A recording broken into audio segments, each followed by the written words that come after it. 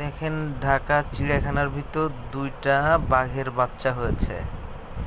দুইটাই খুব আদর করাকরি করতেছে, আর ওর মা হচ্ছে ঘুরে ঘুরে পাহারা দিচ্ছে। এই দেখেন ওর মা একবার এদিকে যাচ্ছে আর একবার ওদিকে যাচ্ছে।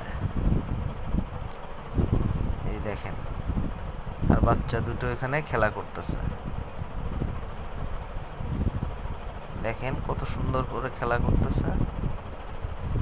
এখন ওর মা ভিতরে যাবে, ওদেরকে দুধ খাওয়াবে, আর হচ্ছে ওরাও পিছনে পিছনে যাবে।